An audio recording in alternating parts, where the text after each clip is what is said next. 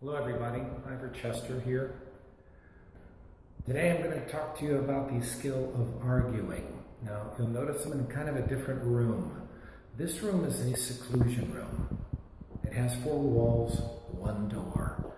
And that door is the only way out of here. And it is a locked door. It has a lock, but it doesn't have a knob on the inside.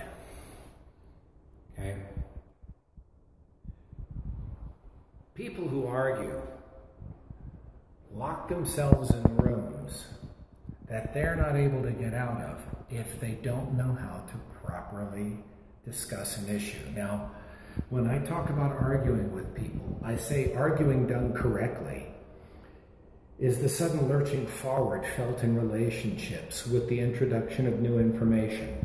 But arguing done wrong is the continued disruption of a relationship due to the lack of new information that hinders forward momentum. Now, there are rules to arguing if you want to get better. If you want to get better. And by the way, arguing is normal. You just have to learn to do it fair. You have to learn to do it right, because it is a growth experience. You see buildings out there made of brick and mortar. Mortar is the broken bricks, the broken stones, and other textiles, other things put in there, other ingredients that stick the stones together, that sticks the bricks together. Well, if you want to do that, you want to have a relationship that lasts, then you're going to have to crush yourself. You're going to have to crush your fears. You're going to have to crush pre-held beliefs about what your expectations may have wrongly been when you unite with other people. So there are some rules for arguing that I try and help people with when they want to develop social handles. The first one is only argue with people you love. Only argue with people you love. Never argue with people who are superficial, people who are just passing through your life, or people who really don't matter. It doesn't matter with them. If they don't love you, you're not going to change their minds. 2, stop trying to win. Start trying to understand. You try and really listen. Now, I can go into deeper in each one of these, but I want to keep these brief. And you can get more information that it's on my webpage. This is the pop-up on my webpage at ivorchester.com. Next, listen more than you talk. If you truly have stopped trying to win, then this will become easier. You'll actually begin doing what you really want, and that's to love people better. Next, when you find yourself in an argument, stop and ask yourself, how much more emotion am I willing to invest in to achieve this desired effect? Let me say that one more time. How much more emotion am I willing to invest in this to achieve the desired effect?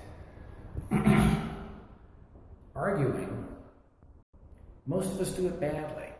And it's because we invest so much emotion in a feeling rather than a goal.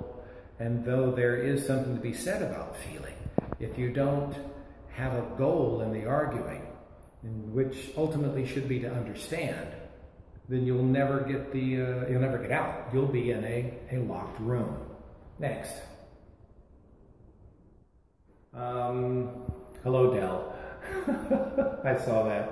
Next, number 5, use this formula, which has been given to me by a couple of people, mainly Dr. Gillum, which is, when you blank, I feel blank, I will blank. When you scream, I feel scared, I will leave, for example. This formula has to be accepted by both parties before the argument starts up. Then, what you do is, when you say that formula, all they get to say is thank you for introducing the information. Then you can go forward with with new information. And remember, new information really is power, and it's power to take the next step into action. And then 6, don't react. Don't react, rather respond in the love language of the other person. Don't just get angry, but try and respond in such a way that they will understand, so that you can get out of the mud. I'm an older guy, so they used to teach how to get your car out of the mud by reverse and drive back and forth to where you started a rocking motion that got you out of the rut, out of that rut. Well, sometimes it takes a step back to go forward. You want to rock out of that rut, you're going to have to be humble enough and make sure you understand once again that humility has nothing to do with poor self-worth. It has everything to do with your belief that you can learn. Humility, humble people will learn, whereas arrogant people never learn. And then finally, give other people time to catch up. Right? If you're trying to learn something new and you have somebody that you're intimate with in a relationship or other people in your family and you're trying this new thing, they may not be up to speed, so they're still going to trigger, if I can use that word, they're still going to react or respond in ways that may not be appropriate. Instead of you taking the bait, instead of you just jumping back on them, you get to kind of take a breath and go, okay guys, I meant this, which means you're going to have to dump your presuppositions, to dump your notions that you're already knee-jerking on and want to be understood. What even more important though, try and understand.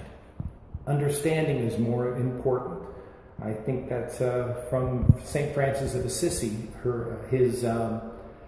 He had a poem which he wrote that says it's better to be it is better to understand than to be understood. So, understand that arguments are a normal component of relationships. Therefore, doing them right is a dynamic social handle. If you want to do these things in such a way where you can live a better life, live a life that you're really looking for, and be able to outreach with other people in an appropriate way. Who to argue with is important to know, because when you are affected by other people, you get to make that choice to not take their bait or to move on. Social handles will help you dictate that. They'll help you get what you really want. And they'll get you further in life, more support, better people, and more importantly, just a better you. If you want more information, contact me at Ivor Chester. Leave a note there in the box. I'm on Instagram and Twitter as well. I've got my seminar starting next month, following up my book on Live Your Worth. Feel free to drop a note for me, and I'll speak to you soon tomorrow. Let's see, it's Thursday. I have one at 12:30. We'll see you then. Thanks again.